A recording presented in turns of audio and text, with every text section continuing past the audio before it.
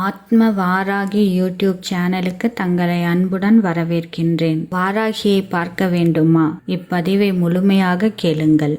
நாயகி, நான்முகி, நாராயணி, கை நளின பஞ்ச சாயகி, சாம்பவி சங்கரி, சாமலை சாதி நஞ்சுவாய் அகிலி மாலினி வாராகி, சூலினி மாதங்கி என்றாகி யாதி உடையால் சரணம் அரண் நமக்கே. பைரவி பஞ்சமி, பாசாங்குசை பஞ்சபாணி வஞ்சர் உயிராவி உண்ணும் உயர் சண்டி காளி ஒளிரும் கலா வைரவி மண்டலி மாலினி சூழி வாராகி என்று செயர் அவி நான்மறை சேர் திருநாமங்கள் செப்புவரே என அபிராமி பட்டர் அபிராமி அந்தாதியில் அபிராமி அன்னையை வராகி தாயாக காண்கிறார். வராகியை வழிபட மாந்திரீகம், பில்லி, சூனியம், கந்திருஷ்டி அகலும். தீவினைகள் தீயவை அண்டாது. இதனால் தான் வராகி காரனிடம், அதாவது வராகியை வணங்குபவர்களிடம் வாதாடாதே என்பார்கள். திருச்சி திருவினைக்கால் ஸ்ரீ ஜம்புகேஸ்வரர் கோயிலை சக்தி பீடங்களுக்குள் ஒன்றாக ஸ்ரீ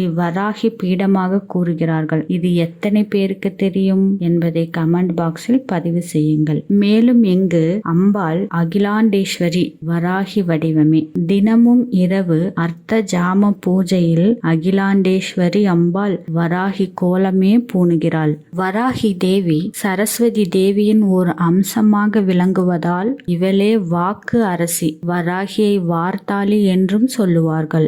ஏனெனில் அவள் தன்னுடைய குழந்தைகளின் வாக்கு வன்மையை வலுப்படுத்துகின்றாள், எதிரிகளின் வாக்கினை சீர்குலைக்கின்றாள், அடக்கி வைக்கின்றாள். தினமும் இரவில் 3 முறை வராகி மாலை பாராயணம் செய்தால் நற்பலன்களை தரும். கடவுளை பார்த்தால்தான் நம்புவேன் என்று ஆசைப்படும் அன்பர்கள் வராகி மாலையை தொடர்ந்து ஜெபித்து உருவேற்றினால் வராகியை நேரில் தரிசிக்கலாம். பில்லி, சூனியம், வறுமை, கடன் தொல்லை, உடல் நோய்கள் அகற்றும் சக்தி வராகி மாலைக்கு உண்டு. வராகி அம்மனுக்கு செண்பக மொட்டு, செண்பக மலர்களால் கோர்க்கப்பட்ட மாலையை அணிவிக்கலாம். இந்த மலர்களால் அர்ச்சனையும் செய்யலாம். குங்குமத்தால் அர்ச்சனை செய்வது மேலும் அதிக பலன்களை தரும். ராத்திரி நேர பூஜையே வராகி வழிபாடு செய்ய பெரிதும் கை கொடுக்கும்.